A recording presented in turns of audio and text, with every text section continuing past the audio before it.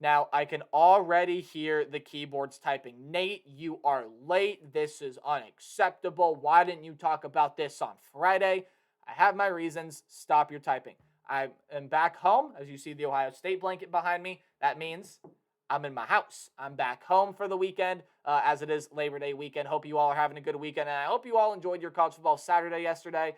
But yeah, so guys, I am back home, and I wanted to spend time with family on Friday, which I happened to do. Didn't have time to record that video on Friday, and there were also football games on that I was watching there too. And then I did not want to interrupt your guys' college football Saturday and go ahead and upload that video. So I apologize for not uploading this sooner, but I'm uploading it now. It's a monumental day for the college football world because on Friday it broke that 12 teams will now be making the college football playoff, which is huge. A huge day for college football. We're going to talk about what it means, my opinion of it, and just how big of a day this is for college football. What's up, Tailgaters? My name is Tailgate Nate. Welcome to my channel. Hey, if you guys are new around here, I appreciate you guys clicking on the video, hearing what I have to say about this matter.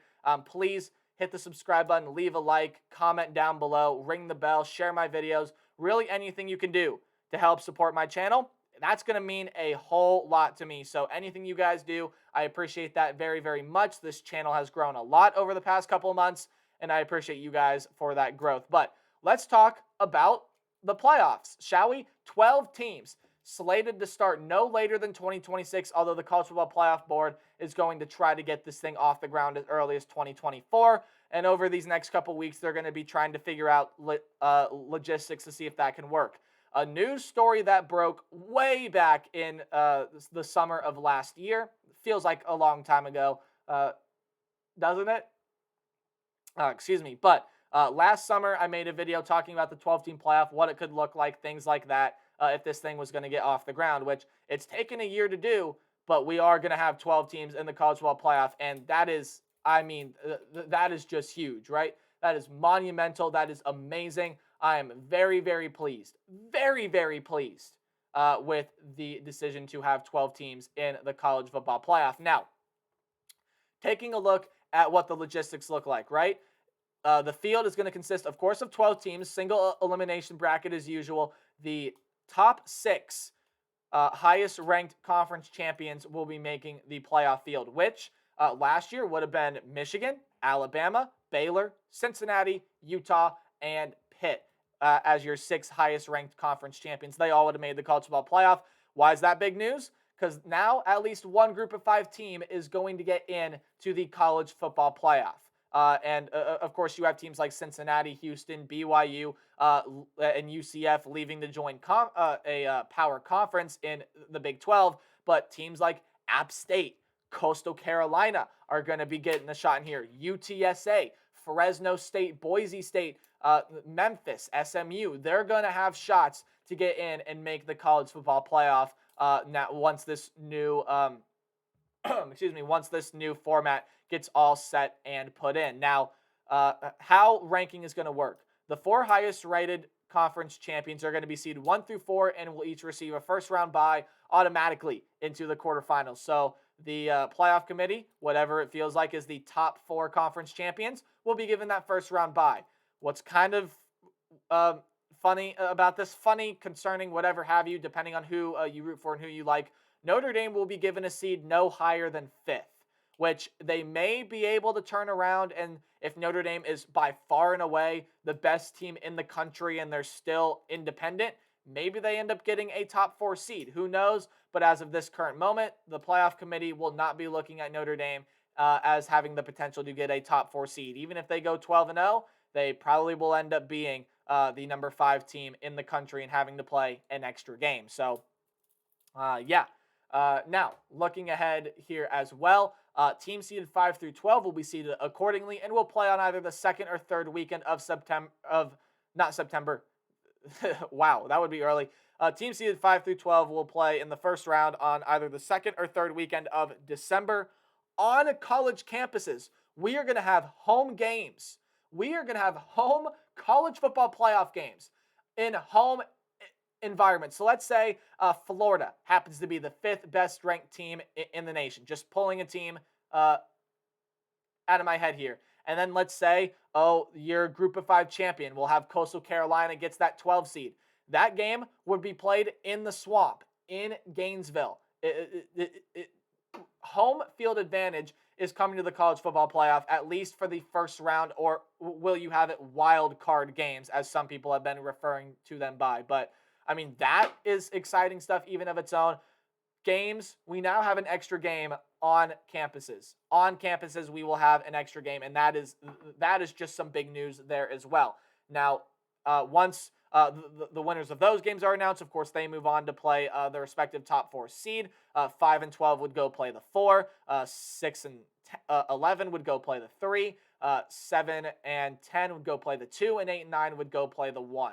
Obviously, it doesn't seem like there's going to be any reseeding formats. And then, of course, quarterfinals, semifinals will take place as such, and they will be played in bowl games on a rotating basis. Now, I'm assuming that's the New Year's Six bowl game, which sucks because that means tradition is going by the wayside, but I think college football fans have seen that tradition has been going by the wayside for quite some time now. And, yeah, so it sucks that tradition may very well be taken away from the Rose Bowl, the Fiesta Bowl, the Cotton Bowl, the Sugar Bowl. All these New Year's Six bowl games may have the tradition stripped from them, but welcome to the day and age we live in today. You may not like it, but you're going to have to live with it at some point, right? And hey, I'm a guy that hates to see it go. I like the Big Ten Pac-12 matchup of the Rose Bowl. I like the Big 12 and SEC matchup of the Sugar Bowl. I love seeing group of 5 teams getting into the Cotton Bowl and keeping games closer than they really should against some of the better Power 5 teams, right? I love seeing that tradition side of things,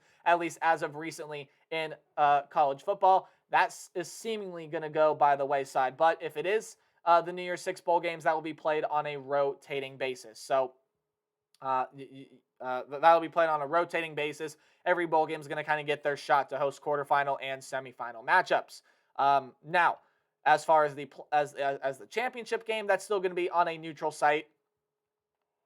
Still going to be on a neutral site game.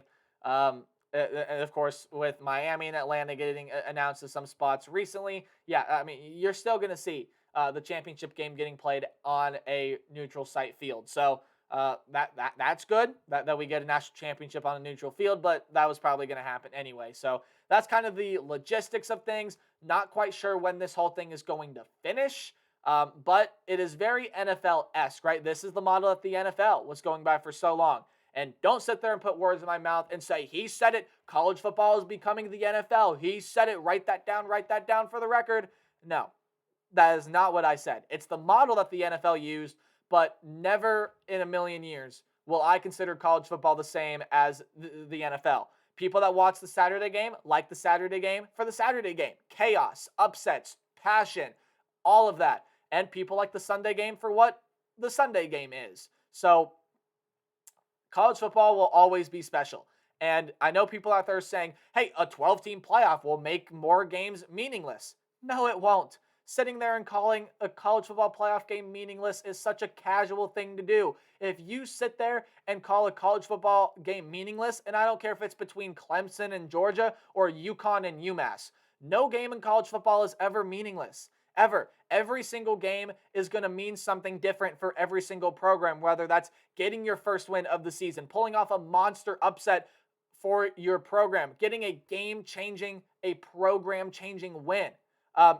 Sitting there and getting a top 5 matchup, winning a conference title, things that are as small as your first win to as big as a conference title. Every single game means something for every single program because, I mean, let's face it, programs like UMass, Southern Miss, or not Southern Miss, what's the one I'm thinking of? I don't know, can't remember, but teams like UMass and as of late, Navy, and some of those lower teams in some of these Group of 5 conferences probably won't have much of a shot to get into the college football playoff unless they can somehow go on a miraculous run and be that Group of 5 champion. But, I mean, hey, like, every game matters for every single program. And while there are teams that are going to be better equipped to make the playoffs than most, hey, like every single game matters. Like, games on Texas State's schedule this year, they matter to them. And getting 5 wins for Texas State is going to feel like a huge victory for that program. Getting 3 wins for UMass is going to feel like a huge step in the right direction for that UMass program, right? Like every single game in college football means something. Don't sit there and tell me that top 5 matchups aren't going to be as fun anymore, or that, well, now it's going to provide some of these games like Ohio State, Michigan was last year as meaningless as both teams are going to make the playoffs. Don't sit there and say that. No game in college football will ever be meaningless. And I realize tradition is going by the wayside, but no game will ever be meaningless as some of you out there may have it. That's no. I don't know how you can sit there and call yourself a college football fan and say that college football games are meaningless. Never in a million years. That's why I talk about every team on my channel. And that's why when you look at injury boards, it's not just the Power 5 programs. It's the Group of 5 programs as well, because every team is special in their own way, and every team is looking to have different goals, right? Not every team's goal is to make the playoffs. Heck, UMass's goal is probably to win a game this year, and that's their goal, right? And that to them is a achievable goal, and that to them is a goal that they feel like they need to do in order to, kind of shape that program up. So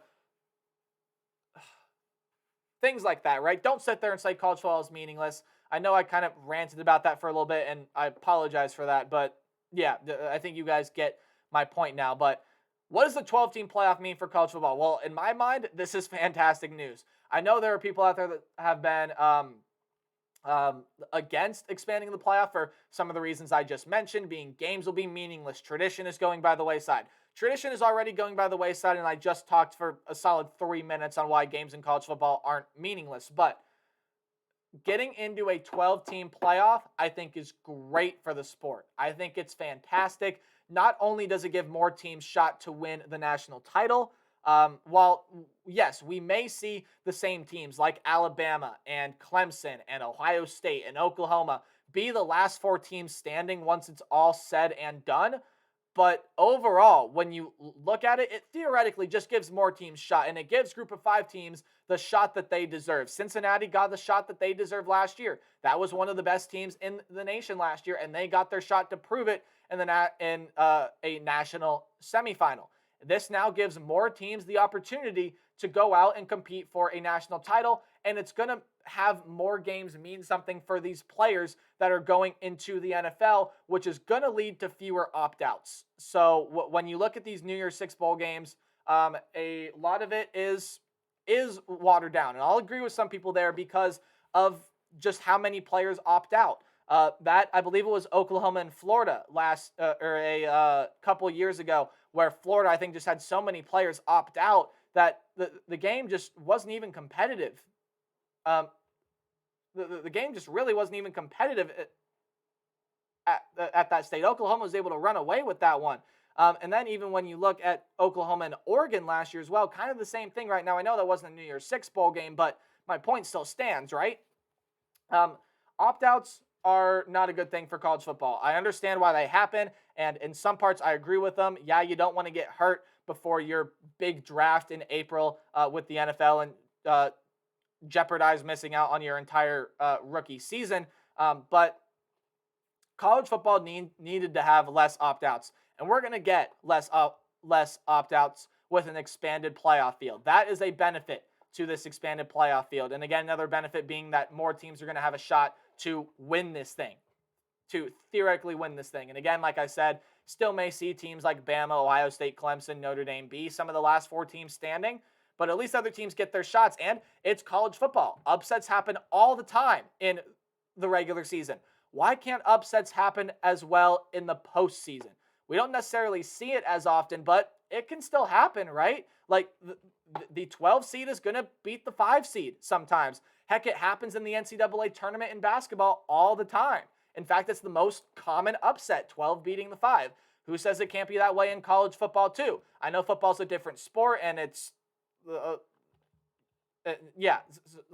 know football's a different sport. It's a different beast. It's a different animal. But who says that college football still can't be as upset privy as it is in the postseason? It can happen, and it probably will happen once we get into this 12-team playoff format. Now, again, it's supposed to go off the ground 2026. It may happen in 2024. They're trying to figure out logistics and things like that. And I'm also going to be interested to see what the TV deal looks like. Giving ESPN the entirety of the college football playoff, not a fantastic idea. So with this new proposal, are they going to broadcast games on CBS, Fox, NBC? How is the TV formatting going to work? I think that's going to be an interesting thing that you guys should watch out for there as well. But you guys know my take on it. I think this is great for the sport. And no, it's not going to create more meaningless games because there are no meaningless games in college football, but it's going to create fewer opt-outs. It's going to create more exciting games later on in the year. And it's going to create just a lot of fun down the road in December. And that's another thing, right? With games being on home campuses, we're going to have games in December that are going to mean a lot of things in chilly Columbus, Ohio, where there might be snow on the ground, or heck, maybe we'll have maybe even a little bit more of a chilly, nice afternoon in Gainesville if Florida were to get home field advantage in a game, or if Georgia were to get home field advantage, right? Like there's going to be some games that mean something in December on campuses, which I think is just great, which I think is phenomenal, is great. I understand the need to rotate bowl games, or not necessarily the need, but I understand rotating the bowl games throughout there. I still think quarterfinals should be played on home campuses, maybe even semifinals, and then a neutral site for that championship game. But I mean, having the bowl games stick around and not completely fade away, I think is also good. And the fact that we're going to have neutral site games, which, hey, may also lead to some more upsets. So there you go. I'm happy with this decision. I want you guys to let me know what you think in the comment section down below. I think this is very good for the sport. I think this is going to lead to a lot of very interesting games. It may lead to some upsets there as well. And it just overall leads to more teams making the field. The FCS has done 24-team playoffs for as long as I can remember. They've done a huge playoff for as long as I can remember. And it's worked out well for the FCS. I think it's going to work out well for the FBS here as well.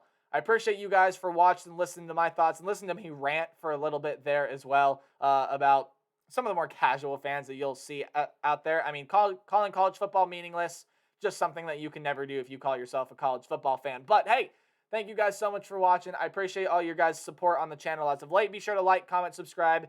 Anything like that does help support the channel. Remember to play hard, tailgate harder. Let me know your thoughts on the expanded playoff in the comment section below. See all you guys in the next video. Goodbye.